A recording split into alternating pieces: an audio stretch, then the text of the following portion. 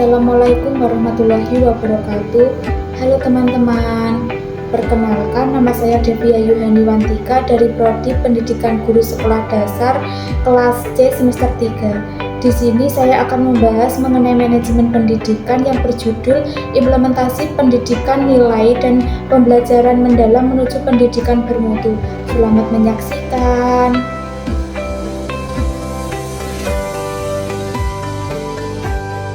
Di sini saya akan membahas mengenai manajemen pendidikan yang berjudul Implementasi Pendidikan Nilai dalam Pembelajaran Mendalam Menuju Pendidikan Bermutu.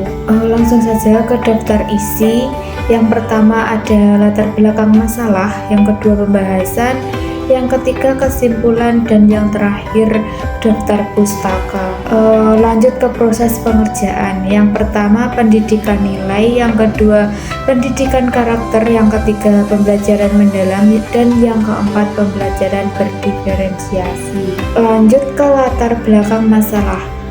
Perkembangan teknologi dan derasnya arus informasi menuntut pendidikan untuk terus beradaptasi. Sekolah ini tidak hanya berfungsi sebagai tempat penyimpan pengetahuan, tetapi juga harus menumbuhkan kemampuan berpikir kritis, kreatif, kolaboratif, serta membentuk karakteristik siswa. Selanjutnya, pendidikan nilai.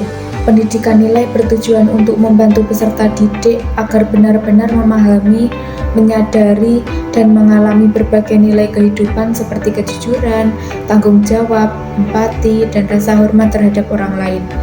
Melalui pendidikan nilai, siswa diharapkan tidak hanya tahu mana yang benar dan mana yang salah, akan tetapi juga mampu menerapkannya dalam kehidupan sehari-hari, baik di sekolah, di rumah, maupun di lingkungan masyarakat. Untuk mencapai tujuan tersebut, pendidik berperan penting dalam memperkenalkan serta mencontohkan perilaku yang mencerminkan nilai-nilai positif. Karena anak-anak belajar bukan hanya apa yang diajarkan, tetapi dari apa yang mereka lihat. Oleh karena itu, tindakan pendidikan tidak cukup hanya berupa teori, tetapi perlu diwujudkan dalam kegiatan nyata seperti diskusi, proyek sosial, permainan edukatif, atau kegiatan kelompok yang menyenangkan dan bermakna, agar nilai-nilai tersebut benar-benar tertanam dan dapat diterapkan secara konsisten dalam kehidupan peserta didik. Pendidikan nilai secara khusus ditunjukkan untuk yang pertama menerapkan pembentukan nilai kepada anak, yang kedua menghasilkan sikap yang mencerminkan nilai-nilai yang diinginkan, dan yang ketiga membimbing perilaku yang konsisten dengan nilai-nilai tersebut. Selanjutnya ada pendidikan karakter. Pendidikan karakter memiliki peran penting dalam menghadapi tantangan abad ke-21 yang ditandai dengan pesatnya perkembangan teknologi. Meski teknologi memudahkan proses belajar, di sisi lain hal ini juga dapat menyebabkan menurunnya moral, etika, serta karakter generasi muda. Sebagai upaya mengatasi hal tersebut, pemerintah menerapkan program penguatan pendidikan karakter atau biasa disebut PPK dengan fokus pada 5 nilai utama.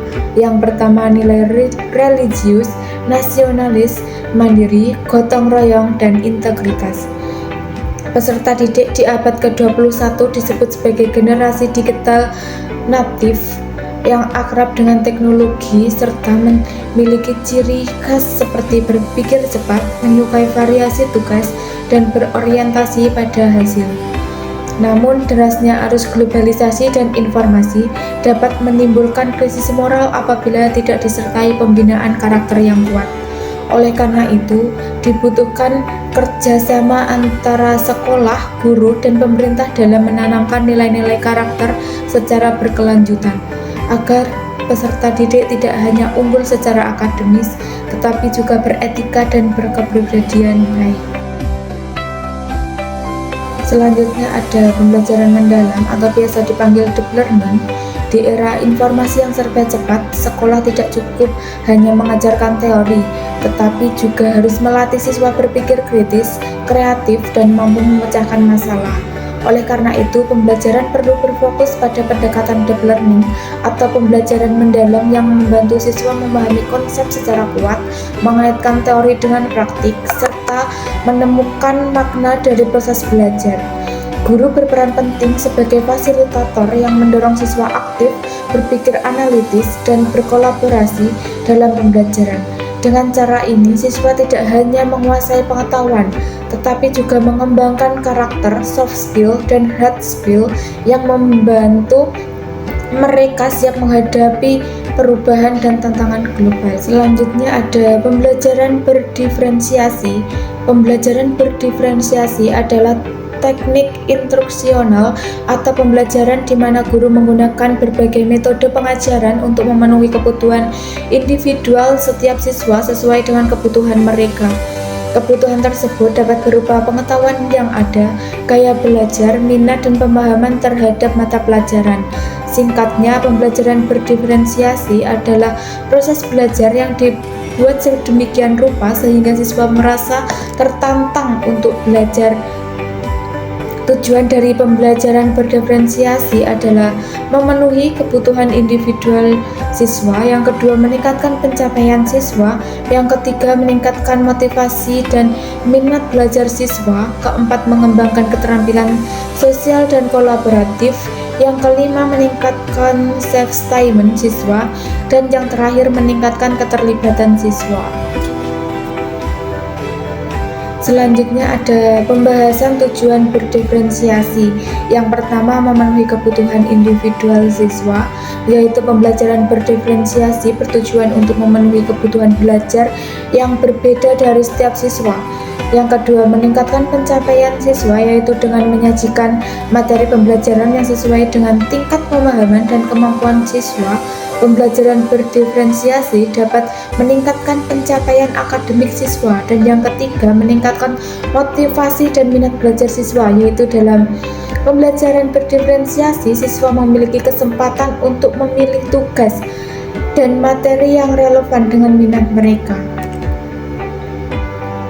Selanjutnya, yang keempat, mengembangkan keterampilan sosial dan kolaboratif, yaitu dalam pembelajaran berdiferensiasi siswa sering bekerja dalam berkelompok-kelompok yang berbeda untuk menyelesaikan tugas atau proyek. Yang kelima, meningkatkan self-esteem siswa.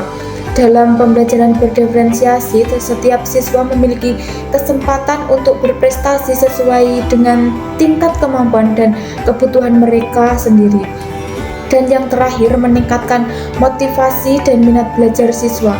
Dalam pembelajaran berdiferensiasi, siswa merasa lebih terlibat dan proses pembelajaran karena mereka memiliki pilihan dan kontrol atas bagaimana mereka belajar. Selanjutnya ada kesimpulan, pembelajaran modern tidak hanya fokus pada hafalan, tetapi juga pada pemahaman, kreativitas, dan empati.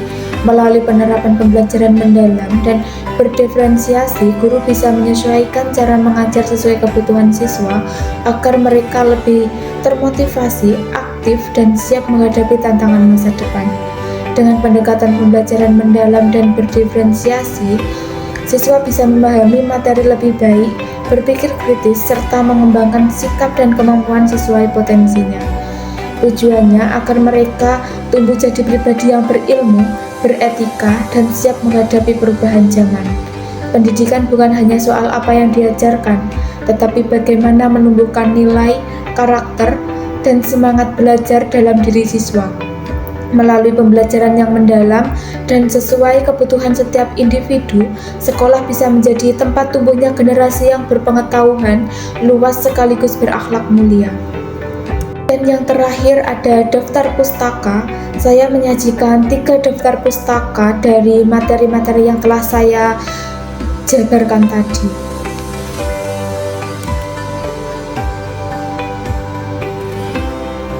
Dan yang terakhir, terima kasih, mohon maaf bila ada kesalahan dan kekurangan selama saya menjabarkan materi tersebut, mohon dimaafkan. Demikian yang dapat saya sampaikan pada video kali ini. Semoga apa yang saya sampaikan dapat bermanfaat bagi kita semua. Jika ada kurangnya, mohon dimaafkan karena kesempurnaan sungguh hanyalah milik Allah Subhanahu wa Ta'ala saja. Demikian, wassalamualaikum warahmatullahi wabarakatuh.